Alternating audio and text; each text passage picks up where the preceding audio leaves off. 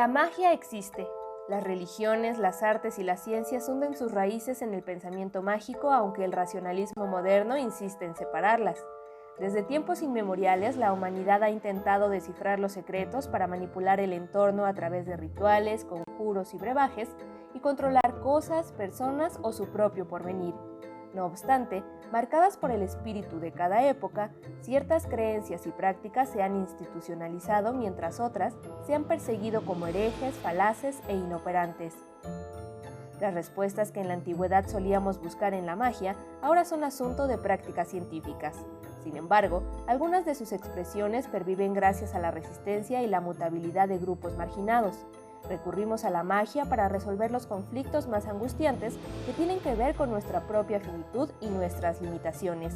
Buscamos remediar aquello que nos excede, superar la muerte, contactar a un ser querido o sanar de una enfermedad terrible, hacer que alguien se enamore o causar un gran mal a otra persona. Por ejemplo, existen técnicas ancestrales para tareas tan disímiles como transmutar metales simples en oro o proteger a los seres amados de un peligro. En gran medida seguimos usando una de las herramientas más poderosas de la magia, el lenguaje. Ursula K. Le Guin veía en las palabras la sustancia misma de la magia, capaces de generar realidades y determinar las narrativas que dotan de sentido nuestro paso por la Tierra. Muy buenas noches, pues como ven, estamos aquí en la revista de la universidad abordando el tema de la magia. Este fin de semana, por cierto, estuve en las faldas del Popocatépetl, en un pueblo llamado San Juan Tehuixtitlán, a quienes mando saludos porque es de estos pueblos donde la magia la hace la gente. No necesitan estos nombres de pueblos mágicos. Parece que en México hay un chorro de pueblos mágicos, ¿no? Sí. Sin nombre, sí, sin escondidos. nombre. Pues saludos entonces a toda la banda allá en el municipio de Atlautla. Y bienvenido, José Gil Olmos. ¿Cómo estamos? Muchas gracias nuevamente, ya, gracias por estar en nuestra casa de estudios. Así es, tú de hecho hiciste tus primeros estudios aquí, ¿verdad? Sí, yo hice aquí la licenciatura, periodismo. Soy orgullosamente Puma. Orgullosamente Puma, y los Pumas están orgullosos de ti. Leí por ahí que además te graduaste con honores. Sí, y bueno, sí, me fue bien. Sí. Qué bueno, pues bueno, para quienes no conozcan a José Gil Olmos, él es reportero, periodista de investigación, es jefe de información ahora en la revista Proceso, llevas mucho tiempo en la revista Proceso. Y bueno, tienes muchísimos libros, ¿no? que hacen honor precisamente a esta investigación que haces en el periodismo. Los que anoté algunos que tienen que ver con nuestro tema es Los brujos del poder, el ocultismo en la política mexicana 1 y 2, y veo que el 3 ya dice Nuevo compendio del ocultismo y esoterismo en la política, y ya no dice mexicana. Entonces, sí, es la nueva versión de este libro, que ya tiene unos añitos, pero que sigue funcionando, parece obra de magia. Parece obra de magia, ¿no? Es un bestseller. ¿Y por qué ya en la política y no solo mexicana? Porque lo que traté en los primeros números me concentro mucho en México, y además es una especie de revisión desde principios del siglo XX hasta finales, es decir, desde Francisco I. Madero hasta Vicente Fox. Pero en esta nueva edición agrego unos personajes. Andrés Manuel está ahí dentro de los personajes más actuales, pero también está la parte internacional. Bueno, ya lo había citado, ¿no? A Hitler, a Churchill, a Mitterrand, a Reagan, pero también está Fidel Castro, está Carlos Saúl Menem, o sea, está una serie de personajes, con lo cual yo digo que no es un fenómeno particular de ciertos países, entre comillas, ignorantes o incultos o poco desarrollados, sino que tiene que ver más bien con una historia propia de la humanidad. Entonces vemos a personajes realmente importantes como Mitterrand y como Reagan, que cuando fue la guerra del Golfo Pérsico, ambos tenían detrás de sí a un equipo de astrólogos y astrólogas que les decían, que le ayudaban a decidir. En el caso de Mitterrand, Francia estaba decidiendo si le entraba o no a la guerra del Golfo Pérsico. Y en el caso de Reagan, era qué días eran los buenos para decidir qué tipo de acciones militares. O sea, estamos en el libro, lo que yo trato de mostrar Es como es que este mundo mágico, este mundo esotérico, no tiene nada que ver con ciertos países y con ciertos personajes o incluso con ciertas tendencias políticas ideológicas, sino que forma parte de nuestra propia historia. Bueno, totalmente de acuerdo. Cuando empecé a leerte, incluso cuando he reflexionado en el tema, pues siempre pienso en el faraón egipcio, ¿no? En la Biblia sale que José, ¿no? El hermano que venden por unas monedas, pues lo contrata, ¿no? Lo pone, o sea, logra subir el escalafón social porque lo contratan como parte de los adivinos y brujos del faraón.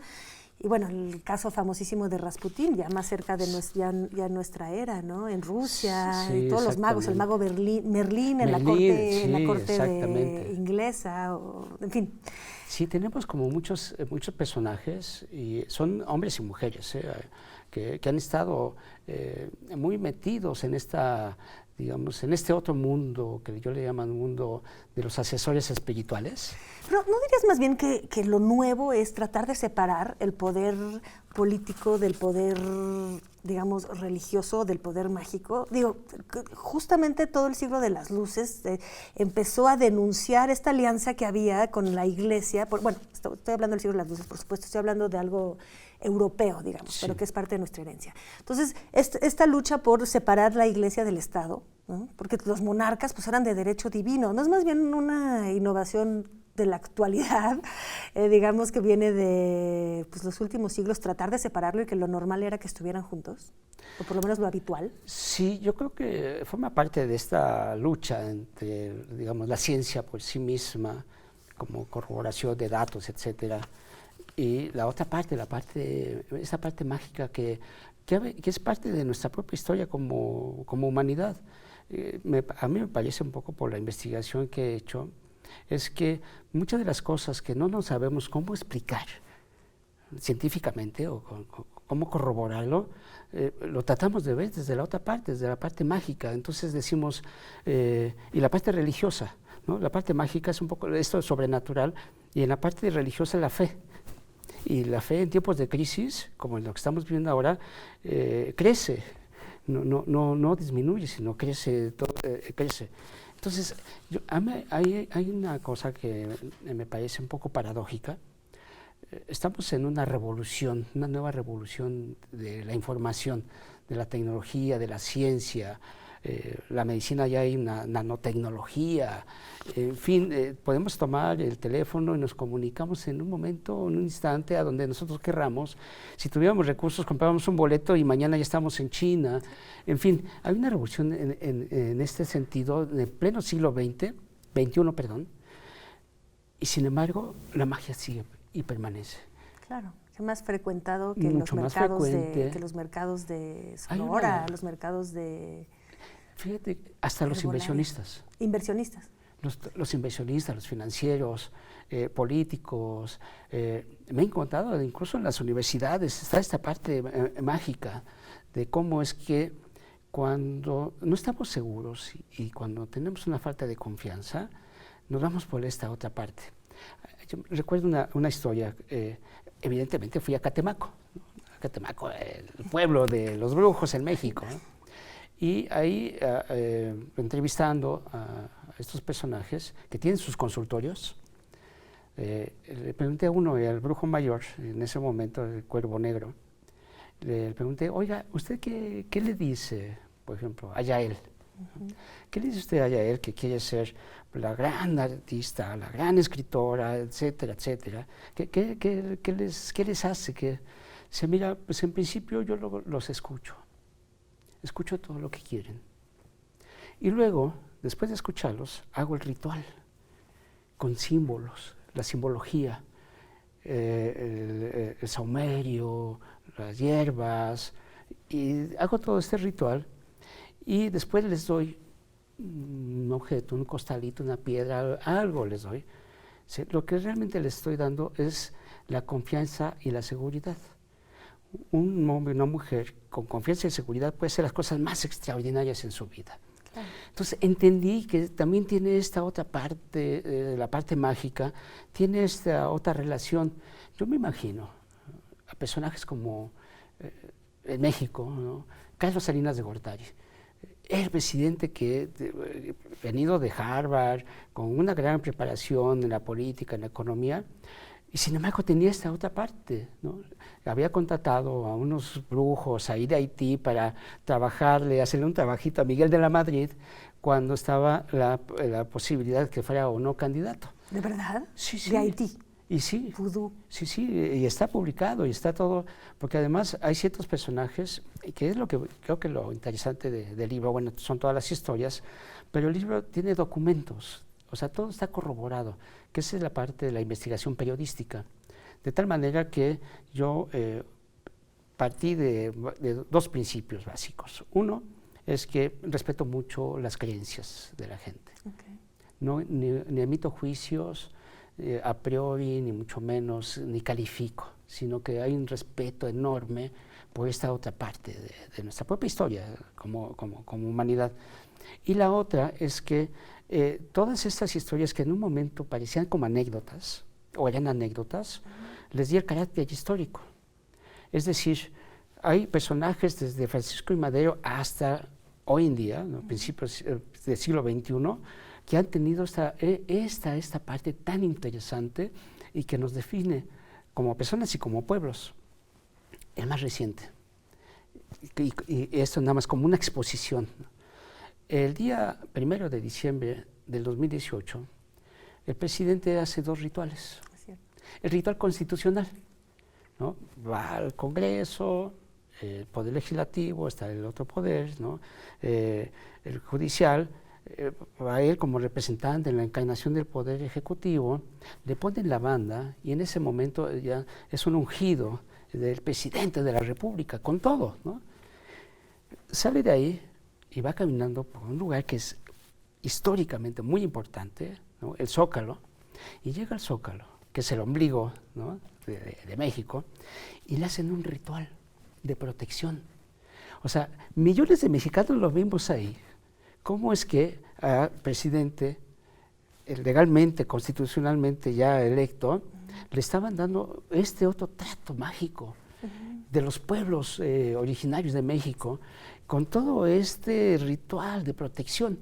O sea, el presidente tenía estos dos rituales y lo vimos y nadie lo cuestionó. Es parte de nuestra propia historia, ¿no? Es lo que te iba a decir. ¿Por qué nos cuesta tanto trabajo y por qué nos parece tan separado todo el ritual de la bandera, en la que le juro a la bandera, y como si eso realmente te vinculara frente a Dios y frente a la patria? O sea, también es cuestión de fe.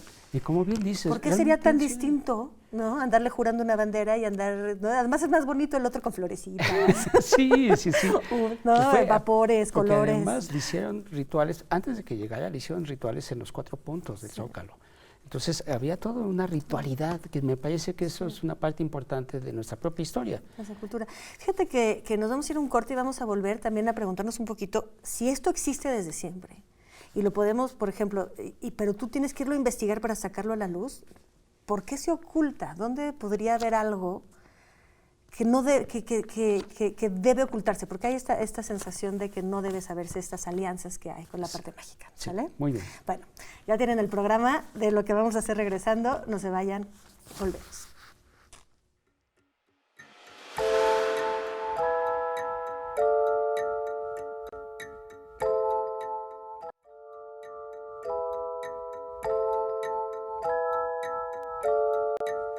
Pues rapidísimo hemos vuelto con José Gil Olmos y estamos hablando de los brujos del poder o de las relaciones del poder político con los artes ocultos, con el esoterismo. Decíamos antes del corte, decías, Pepe, que hay una historia escondida, que ahorita está documentando y ya pues, es parte de la historia, pero digamos que antes era anecdótico, de las relaciones desde Madero, que es donde empiezas tu estudio, Francisco I. Madero, ¿no? Nuestro primer presidente después de la Revolución Mexicana, exactamente, que era guiado por, él tenía el culto del espiritismo, ¿no? Del espiritismo. Increíble, sí.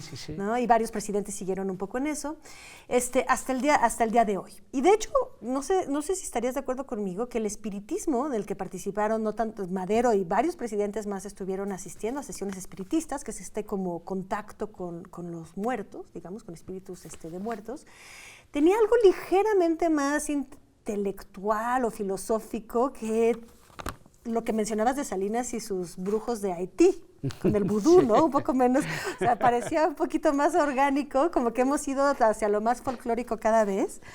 Pero lo que te quería preguntar es, si estas relaciones existen, han existido desde el inicio de la humanidad y siguen existiendo, ¿por qué se ocultan? Mira, yo creo que se oculta por un prejuicio. Este prejuicio de no querer reconocer que esta parte mágica ha sido fundamental para nuestra propia historia, para nuestra formación como sociedades y como parte de la estructura de las instituciones. Y como te decía, yo soy muy respetuoso de las creencias y de los actos de fe. Y creo que no se ha querido aceptar públicamente, ¿no? Son como estos pecados que no se quieren reconocer. Porque la gente, creo que en general, pensaríamos, ¿cómo es posible que un presidente que nosotros creemos que tiene toda la claridad y la certeza para tomar decisiones que van a afectar a todos, se base en la asesoría de un brujo o una bruja o un cartomancista, o astrólogo o astróloga? No es tan fuerte, o sea, nosotros le damos como unas cualidades a nuestros representantes, en este caso al presidente, o a los líderes sindicales, o a los gobernantes, etcétera, que nosotros creemos que son hombres y mujeres que tienen toda la confianza y la certeza como para poder decidir. Pero no es así, o sea, se nos olvida la parte humana. O sea, esta otra parte humana que son flaquezas, son inseguridades, es una desconfianza, todo lo tenemos. Y yo me imagino a estos gobernantes que cuando van a tomar una decisión sumamente importante, llega un momento que no están tan seguros. O sea, y creo que en algunos momentos, sobre todo cuando hay conflictos armados, una guerra, cuando tienen que decidir, llega un momento que están solos. O sea, es la soledad del poder. Entonces, tomas una decisión y va a tener consecuencias, tomas o no tomas otra y va a tener consecuencias. Entonces, en ese momento, tus asesores políticos, me parece que no es suficiente. ¿Por qué? Porque estamos hablando de naturaleza humana. O sea, puedes tener todas las teorías políticas, económicas en la cabeza y puedes jugar en el ajedrez, pero llega un momento, que es parte de nuestra naturaleza, en los cuales necesitas que te apoyen, que te den esa seguridad, esa confianza. Bueno, eso forma parte de nuestra historia, forma parte de la cultura, incluso la cultura política. Yo recuerdo uno de los pasajes históricos más documentados es los idus de marzo. Los idus de marzo, que después fue un grupo de rock, ¿no? En los años 70, 60, los idus de marzo era un ritual que hacían los romanos, donde le abrían a una ave, le abrían y en las entrañas veían el futuro, ¿no? ¿Qué era lo que iba a pasar? Una visión. Y entonces la historia que está registrada es de Claudio Julio César, que le hacen el ritual. Y incluso hay una novela que se llama Los idus de marzo, de Thornton Wilder, donde le dicen a Claudio Julio César, le dicen, oye, no vayas al Senado. Te están diciendo, los idus de marzo, te están diciendo que te van a hacer algo, que te van a matar, no vayas. Y él, siendo un político, dijo, no, tengo que ir, y voy al Senado y voy a defender tales cosas. Claro, esta racionalidad filosófica de la que también se ufanaban los romanos. Exactamente. Entonces, cuando va al Senado, pues sucede lo que sucede, ¿no? Es aquella frase, tú también, Brutus, ¿no? Hijo mío. Cuando lo matan. Entonces, esa está reflejado, y si tú miras, ¿no? En toda la parte, en la literatura, en el cine, en las artes plásticas, siempre está esta otra parte mágica. Pero en la parte política es más complicado porque está esta parte crítica, digamos, del raciocinio, de cómo, ¿no? Mira, te voy a contar una historia que es buenísima, que en un principio yo no quería contarla con nombres, pero creo que ya ahorita es tiempo. Es Porfirio Muñoz Ledo, que es uno de los personajes de la política mexicana como más representativos de los últimos 30, 40 años. No, definitivamente ha durado muchísimo, sí es. Él publicó aquello que te contaba de Carlos Salinas de Gortari y el vudú. Entonces, yo como reportero, cuando veo eso, digo, pues voy a entrevistarlo. Y le pedí la entrevista y yo pensé que no me iba a aceptar, porque le platiqué de qué era. Me dijo, no, sí, vente, ven, vamos a mi oficina. Y ya en su oficina me dijo, mira, parece gracioso, pero dice, mira, te voy a dar la entrevista, pero hay unas partes en off the record, que no quiero que las publiques. Le dije, sí, está bien, usted dígame, ¿no? Cuando pare la grabadora, o usted me dice, aquí no, está bien. Dice, mira, tengo un amigo que es muy racional y que no creía en esta parte de la magia. Mi esposa sí, la esposa de mi amigo que también es decía mía. que sí, que ella sí cree que los espíritus y bueno, pues viviendo con mi amigo en esta otra parte, un día, estando mi amigo, me contó que estaba en su casa y empezó a ver cosas raras, cosas extrañas que estaban ocurriendo. Pero mi amigo, como es muy racional, pues no se la aceptaba.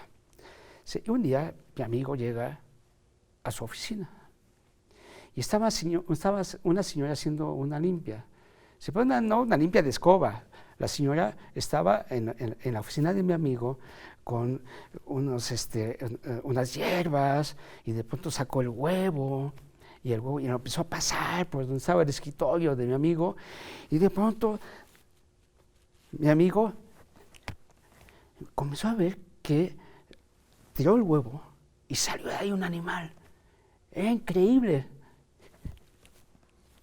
O sea, Porfirio Muñoz Ledo, el político de los más racionales en este país, también tenía esta otra parte, pero no la quería reconocer. ¿Por qué? Porque seguramente lo iban a calificar de loco o lo que fuera, ¿no? Creo que esta parte de prohibir que se diga públicamente tiene mucho que ver con no aceptar que el mundo mágico, incluso el mundo religioso, forma parte de esto.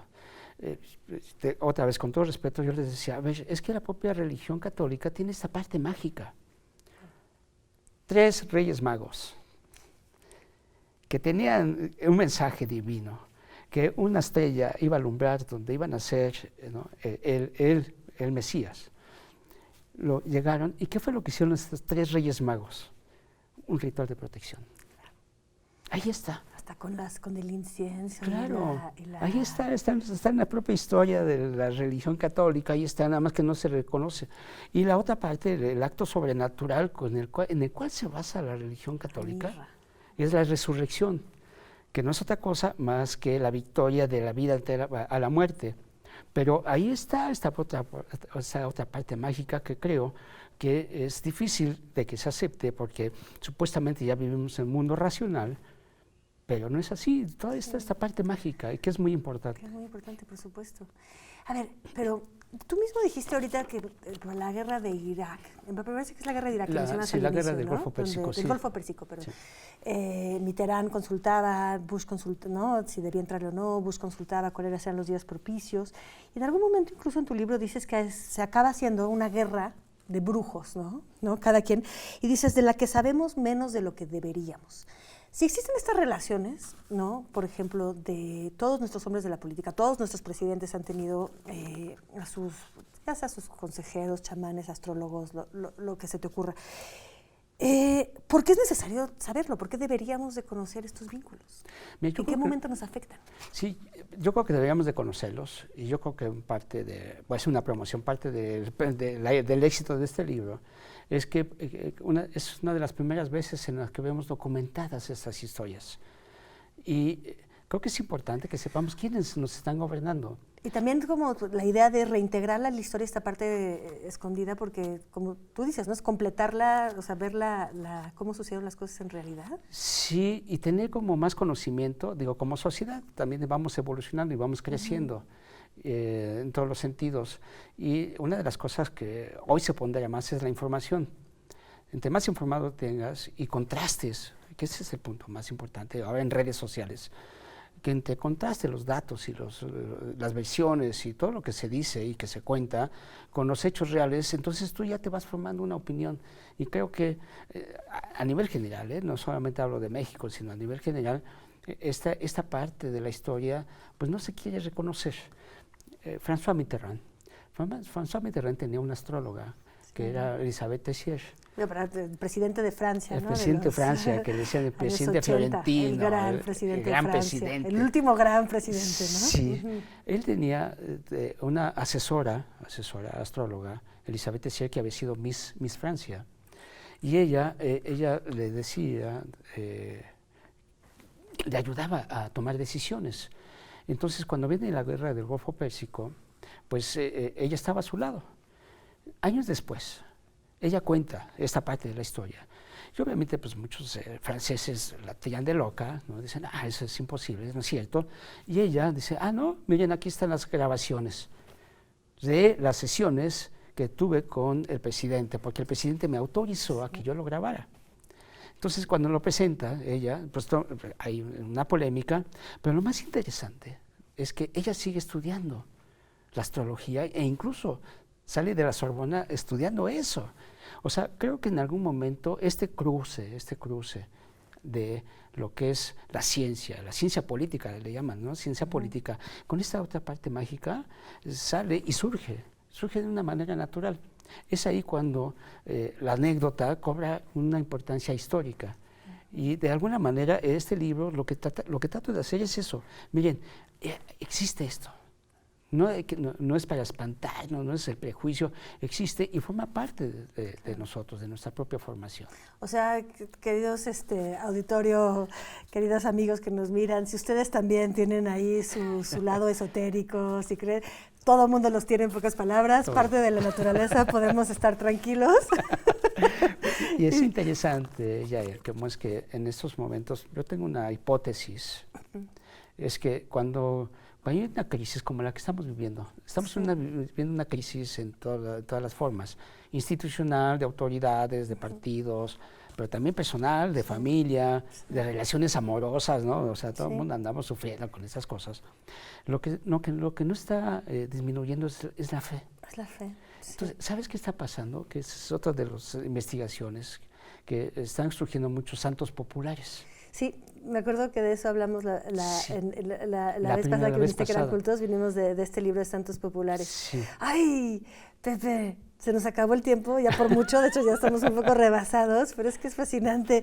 Y ya, ni modo, vas a tener que decirme fuera de la cámara en qué tendencia estamos hoy, si pasamos del espiritismo de los primeros presidentes a, ahorita me vas a contar y quizás les compartiré el secreto la próxima vez, de qué tendencias esotéricas o ocultas, qué poderes ocultos ahorita están más cerca del poder.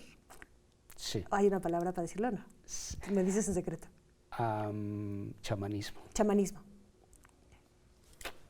Nos vemos el próximo viernes y nosotros próximamente.